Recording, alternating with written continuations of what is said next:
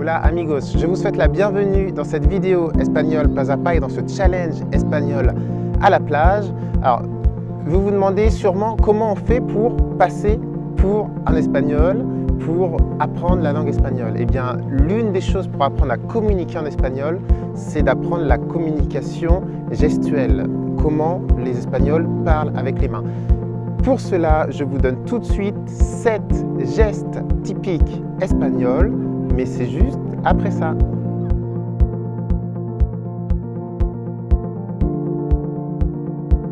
Alors comme d'habitude pour ce challenge espagnol à la plage, challenge pendant lequel je vous donne cet été un cours d'espagnol depuis la plage. Désolé, obligé de mettre les lunettes de soleil parce que sinon je me brûle les yeux. Et aussi parce que c'est beaucoup plus sympa avec les lunettes de soleil. Alors, premier geste à connaître ici en Espagne, qu'on n'a pas forcément en France ou dans la francophonie, c'est ce geste-là. Alors ce geste-là, il est très important. Attention, c'est pas ce geste-là, d'accord? Ça, c'est comme en Espagne, c'est comme en France ou comme dans la francophonie, ça veut dire avoir beaucoup d'argent. Ça, c'est un peu universel. Si vous venez ici et vous faites ça ici en Espagne, on va vous comprendre. Par contre, si vous faites ça, significa que está lleno de gente. Estaba así, ¿no? Estaba en el mercado y había mucha gente. Estaba así. Un autre geste important qu'on n'a pas forcément en France, c'est ça. Ou ça. Alors ça en France, si on vous fait ça, ça fait un peu t'es mignon ou bien j'ai une rage dedans.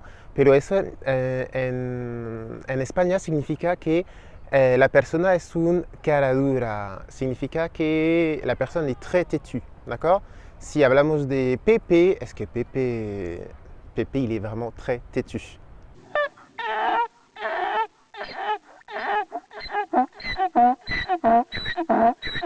Un autre geste que vous connaissez aussi en France, on fait ça.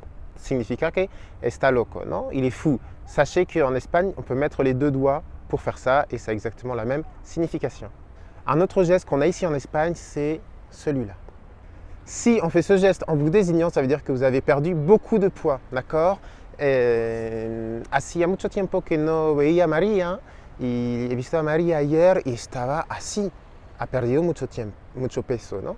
Ça veut dire que vous êtes maigre, flaco. Ça, c'est un autre geste. Alors ça, on connaît en France. Hein. Ça veut dire qu'on va prendre une rouste, on va prendre une fessée. Simplement pour l'expression, moi qui m'intéresse beaucoup, eso en espagnol, c'est cuando lo haces, puedes decir te voy a dar.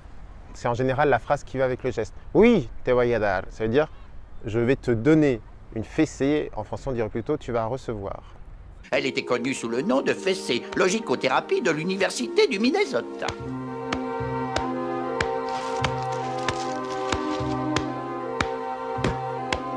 Bon, ça va faire 8 mois maintenant. Alors si je vous fais ce geste-là, en général, vous connaissez.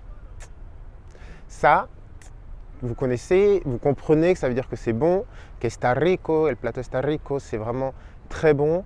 Par contre, en français, on ne l'utilise pas beaucoup et quand on l'utilise, c'est un peu exagéré. Ou... Sachez qu'ici en Espagne, on l'utilise vraiment beaucoup. Avec un petit bisou.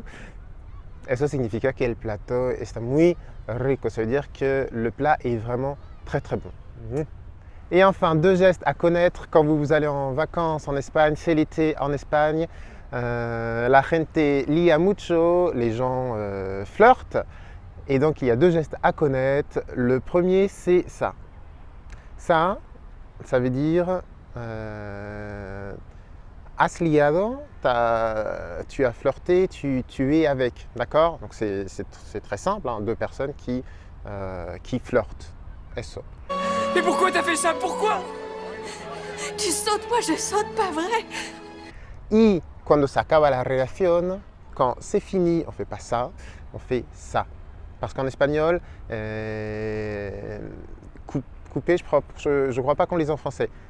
Arrêter une relation avec quelqu'un, larguer quelqu'un, c'est dit c'est cortar. Has cortado con esta persona? Et donc, vous voyez, c'est le signe du ciseau. Donc, 2 gestes pour une vie amoureuse épanouie, efficace et pour la fin d'une vie amoureuse. Eso y eso. Ça acabó. Et bien voilà, c'est terminé pour ce nouveau cours à la plage qui s'inscrit dans le challenge espagnol à la plage. Je vous donne des cours d'espagnol une fois par semaine depuis la plage pour tenir cet été en espagnol. Et bien sûr, vous l'aurez reconnu, aujourd'hui hoy estoy en la playa de Barcelona. Tenéis aquí el hotel que se llama Vela, o la Vela, y son las 8:30 de la mañana y como podéis ver ya hay gente en la playa. Todavía no está así, c'est pas encore plein, blindé, pero ya hay un poco de gente. Donc on n'oublie pas de garder la motivation cet été en espagnol grâce par exemple à ce challenge. Y nos vemos muy pronto. Il reste 2 semaines avant la fin de l'été, donc encore 2 cours d'espagnol à la plage. On est en août 2018 et pour septembre 2018, je vous prépare une surprise incroyable. 2 surprises en fait. Une surprise ici à Barcelone et une surprise sur le blog. Comme ça, je vais satisfaire ceux qui sont ici à Barcelone et qui veulent apprendre l'espagnol et ceux qui se trouvent dans un autre pays ou dans une autre ville d'Espagne et qui veulent apprendre l'espagnol sur Internet. Je ne vous en dis pas plus, c'est un projet que je suis en train de faire. J'ai hâte de vous le présenter. Ce sera assez radical, vous allez voir, pour moi c'est vraiment un changement increíble, pero callo, ça c'est un autre geste, mais en France aussi, callo.